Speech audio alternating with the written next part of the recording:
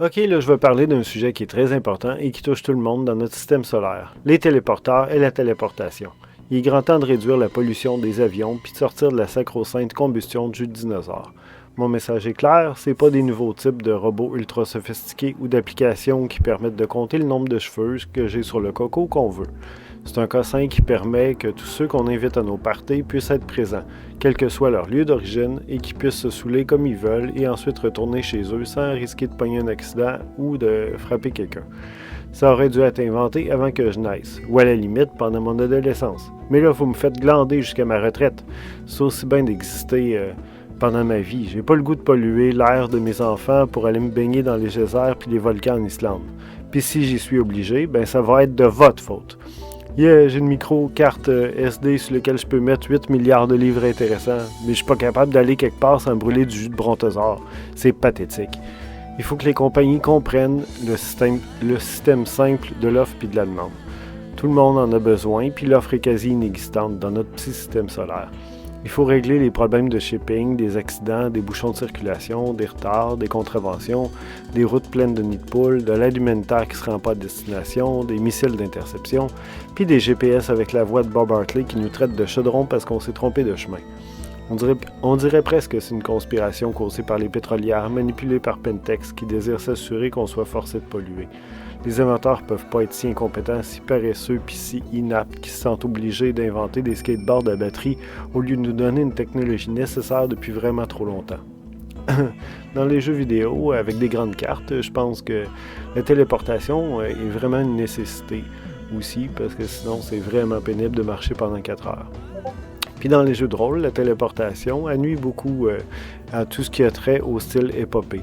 Mais il faut être conscient que ce style-là, comme Le Seigneur des Anneaux ou One Piece, du voyage qui devient la quête en soi, avec tous ses retournements puis son histoire, ben ça plaît pas à tous les joueurs. Puis dans ce cas-là, si on veut que les PJ aillent dans des lieux lointains, il vaut mieux trouver une façon. Alors un moyen de transport ou un portail avec un point de départ et d'arrivée fixe, ça peut être une bonne idée. Surtout si, dans cet univers-là, la téléportation est rare, comme dans le World of Darkness. Il y a des Moonbridge pour les Garous, puis les Byway pour les Wraiths, puis plein de trucs à Changeling puis à Mage pour faire cet effet-là. Dans D&D, il y a Planescape, puis avec ces portails qui sont assez intéressants, là, avec des clés puis des moments précis pour les ouvrir. Ça peut devenir très intéressant parce que les antagonistes, ils peuvent détruire ou prendre le contrôle du point de départ ou d'arrivée. Mais pour les mages et les changelings, ils peuvent aussi se téléporter dans votre salon. Ou même, puis ça je l'ai fait in-game, vous téléporter dans un gros bac d'acide sulfurique.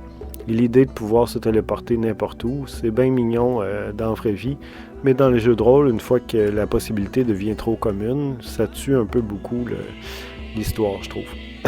La téléportation à courte distance, par contre, un peu comme Diablo dans Marvel, ou dans les Terres d'Amarande, ou avec Obtenebration Assist, on peut faire Shadow Step qui permet des téléportations à courte distance, ou comme Dimension Door dans Donjon. Ça, je trouve ça vraiment intéressant. Ça rajoute un aspect tactique très plaisant. J'ai aussi vu un sort dans Donjon que j'ai...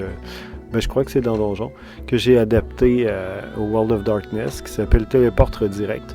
Ça permet d'enchanter une zone pour que toute téléportation qui arrive dans cette zone-là soit redirigée vers une autre destination, par exemple à l'intérieur d'un volcan.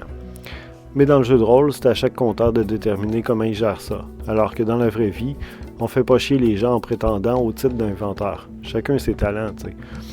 En somme, tout ce que je demande, c'est que les inventeurs sortent les doigts de leur nez, puis qu'ils arrêtent de créer des nouveaux épluches patates plus chers, qui fonctionnent moins bien que les éplucheux cheap en métal, tout croche, puis qu'ils construisent quelque chose, genre des stations relais. Disons dans ma salle de jeu de rôle, par exemple. Puis une station relais qui mène à l'Irlande, à l'Islande, à Paris, à la Suède, au Lac-Saint-Jean, puis à la ville de Québec. Puis il pourrait même en faire quelques autres pour d'autres personnes. J'ai pas de problème avec ça. Puis là, il faut se forcer. Hein. On veut un truc moins polluant que les avions, abordable, puis qui cause pas trop de mutations. Puis on veut que ce soit terminé pour hier. Merci d'avoir écouté cette vidéo. Ajoutez-vous un XP. Si vous êtes un inventeur, ajoutez-vous 120. Vous en avez vraiment besoin pour inventer des trucs moins pathétiques. Puis si vous inventez un téléporteur, bonus. Si vous êtes un rôliste, c'est pas votre job. Et vu que je vous aime, ajoutez